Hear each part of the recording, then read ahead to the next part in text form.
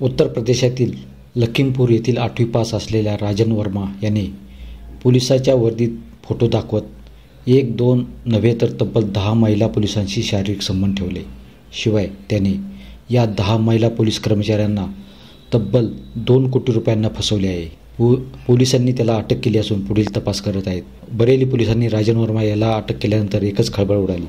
या अटकेनंतर त्याने या 10 महिला पोलीस कर्मचाऱ्यांना तब्बल 2 कोटी रुपयांना फसवल्याचे सांगितले.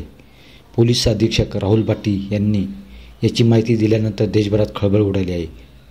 बरेलीतील कोतवाली पोलिसांनी एका बस स्थानकावरून राजन वर्माला अटक केली आणि त्याचे कारनामे पुढे आले. लखनौच्या पोलीस महानिरीक्षकांच्या कार्यालयात तैनात असल्याची माहिती देत राजन वर्मा याने एकापाठोपाठ एक महिला पोलीस कर्मचाऱ्यांना आपल्या प्रेमाच्या जाळ्यात ओढण्यास सुरुवात केली. त्यांच्याशी प्रेमाचे नाटक तो करत असे. त्यासाठी त्यांनी पोलिसांच्या ऑफिशियल संकेतस्थळावरून महिला पोलीस कर्मचाऱ्यांच्या नियुक्तीच्या तारखा आणि त्यांची माहिती तो काढत होता. त्यावरून संबंधित महिला पोलीस कर्मचारी कोठे नियुक्तीला आहे याची माहिती काढून तो पोलिसाच्या वेशातील आपला फोटो पाठवून लग्नाचे आमिष दाखवून त्यांना आपल्या प्रेमाच्या जाळीत ओढायचा. एकापाठोपाठ एक 10 महिला पोलीस कर्मचारी त्याच्या खोट्या प्रेमात अडकत गेल्या.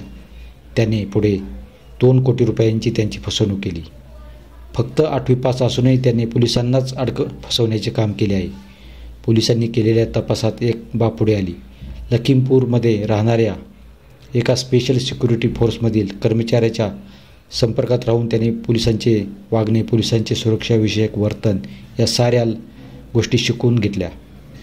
पोलिसांशी संबंधित सर्व माहिती त्याने माहिती करून घेतली. त्यानंतर एका महिला पोलीस कर्मचाऱ्याला आपल्या प्रेमाच्या जाळ्यात ओढले. पुढे तिच्याशी लग्नही केले. मात्र जेव्हा महिला पोलीस कर्मचाऱ्याला त्याची खरी माहिती समजली तेव्हा त्याने तिच्याशी घटस्फोट घेतला. त्यानंतरही त्याने एकापाठोपाठ एक करत 10 महिला पोलीस कर्मचाऱ्यांना आपल्या प्रेमाच्या जाळ्यात ओढले. त्यांच्याशी शारीरिक संबंध ठेवले.